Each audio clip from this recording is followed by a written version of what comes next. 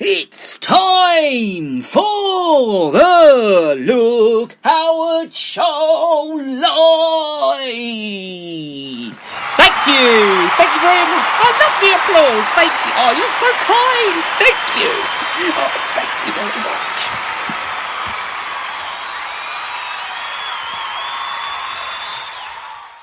I just love the round of applause. I absolutely love it. It's actually my favourite part of the show. Absolutely brilliant. Thank you. Lots of love to you, wonderful audience. Morning.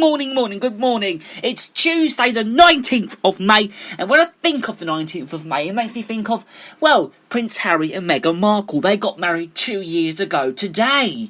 I know, 2 years ago today. So, of course, our thoughts and everything is with them. And we're thinking of them today, of course, especially at this time. Because 2 years ago today, was it 2 years ago? Yes, it was 2 years ago today. They got married. So, at Windsor Castle, in the church there. Absolutely brilliant. I was here watching it on my telly. And today is actually another brilliant day, because 2 years ago today I also started my work at the Cheese Plate right here in Buntingford.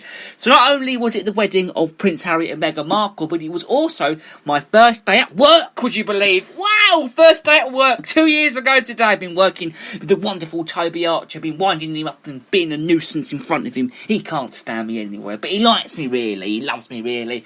So a big mention to the Cheese Plate, Toby Archer, because of course 2 years ago today I started working there, and I'm still working there today, and I'm still stuck there today, but I'm not there at the moment because due to what's going on with the virus and COVID-19, I've had to take time off.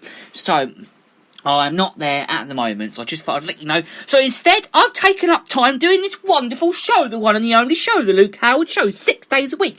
Monday, Tuesday, Wednesday, Thursday, Friday, Saturday, 10 till 10:45. But now it's live on Tuesdays and recorded for Monday, Wednesday, Thursday, Friday, Saturday. So, we are recording for those 5 days, and then the 6th day, which is a Tuesday, we do it live, which is absolutely brilliant. And I love doing it live on a Tuesday.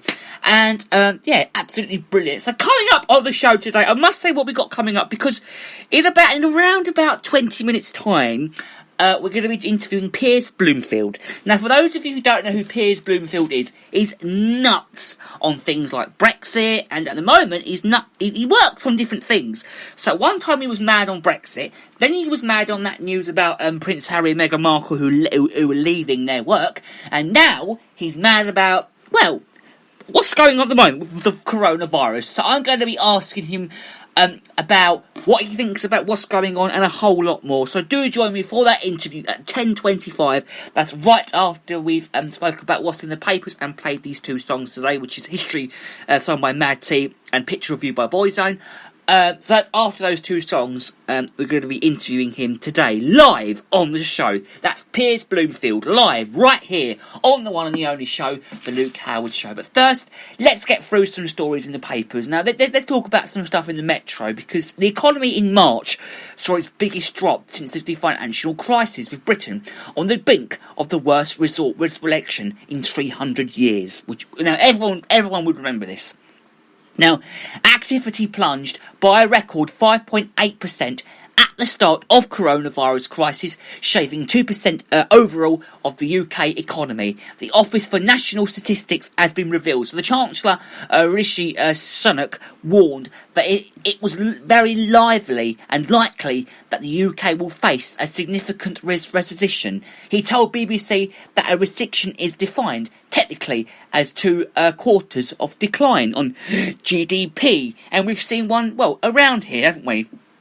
We've seen one everywhere. So with only a few days of impact from the virus, so it is now very likely that the UK economy will face a significant recession this year, and we are in the middle of that as we speak. So the figures show that the first economic effect of the pandemic after the country was placed in lockdown on March the 23rd to control the spread of COVID-19.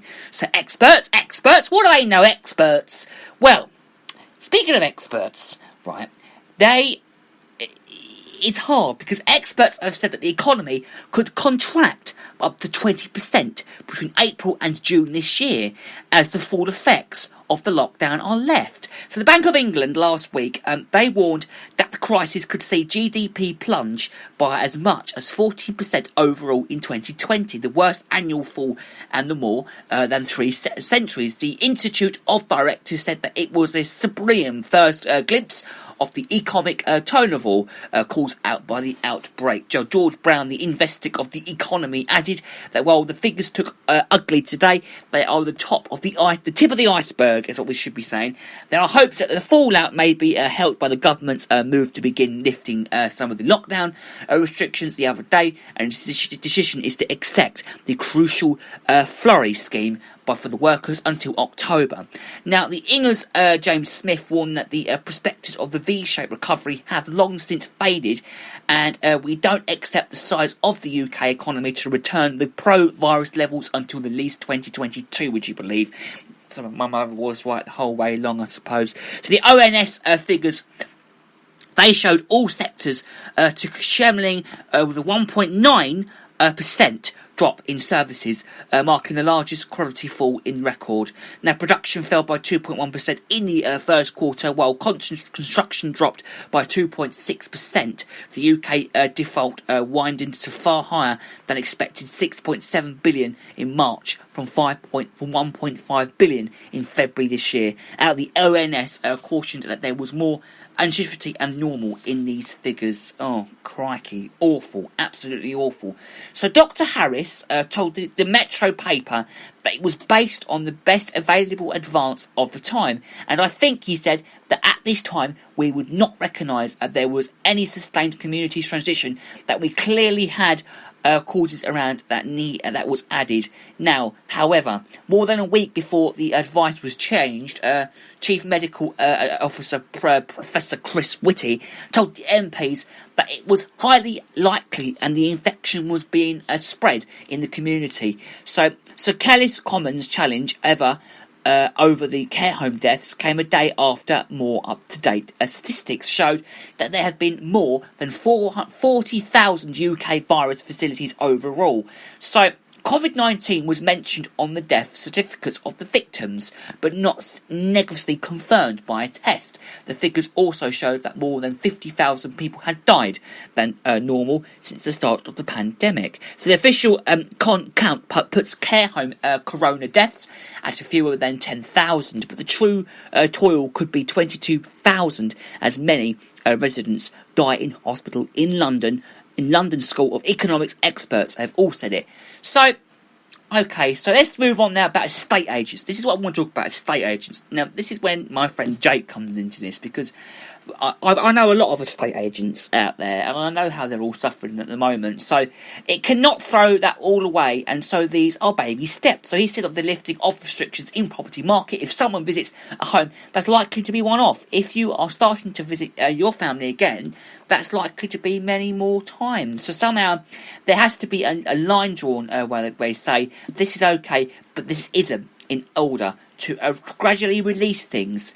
And this is where that line is at the moment. So presenter Dan Walker, he challenged him, saying that you talk about common sense, but it means that political buyers and renters are childminders and cleaners who cannot go into a property, but members of a family who live in different households can't. But I think that's a really good point. That's what I didn't get. So if families can't go in houses, why are cleaners and estate agents allowed to go in houses? I found that pathetic when I found out about that the other day. I mean, I couldn't even read the story because it was all about estate agents saying that they can all go in your house. It's absolutely pathetic, to be honest with you, and I couldn't stand it. So we're not allowed to go in our Nan and Grandad's house, but it's all right for estate agents and cleaners all to go in there. We might as well sell our house. We'll sell our house, and then our Nan and Grandad can come and have a look at our house. They can't, because my Grandad's allergic to dogs. Oh yeah, they can't come in anyway, because Grandad's allergic. My Nan can come in, but my Grandad can't. But perhaps they'll have to sell their house, and then we can all go around and have a look at it, and then we can see them then. Yay! I think that's what we might do. We might think about selling their house, and then we can go around there. No, it won't happen. My Nan and Grandad have only just moved into their new house 7 months ago, so there's no point really doing that. So, A Downing Street spokesman has said that estate agents and others will be required to follow strict social distancing rules wherever possible. That's obviously entirely different to you visiting a person's property for a specific purpose or having personal contact with them. So the Metro was told on Tuesday last week how people would be allowed to meet one parent in a park while the other waits in a car before swapping over. I don't like the idea. I just don't get it why they could all come together, really, to be honest with you. Why can't we all just meet up all together? Very, very strange, to be honest with you, and I don't really get that, to be honest. So we shall leave that one there. Are we going to leave it there? Should we talk about movies found on the underground? Bit of travel news now. Let's talk about a bit of travel news, because go behind the scenes of the TFI film. So in 1928, the black and white feature Underground, directed by Anthony Askew, became the first movie to use the Tube network as a location. Since then, film requests have got bigger and, well, more ambitious. This is largely owing to the extension of the Jubilee line in 1999 and station maintenance Asian programmes that make it more a desirable place to film. So Kate Riston, manager of the TfL's film office, she explains that the extinction meant that extending Jubilee line platforms at Charing Cross were no longer being used, making this as an attractive and available space for film crews to shoot. Now they use it as for everything from feature films to children's TV shows, documentaries and sometimes music videos. It's not practical to film at busy stations, but along with Charing Cross, there are...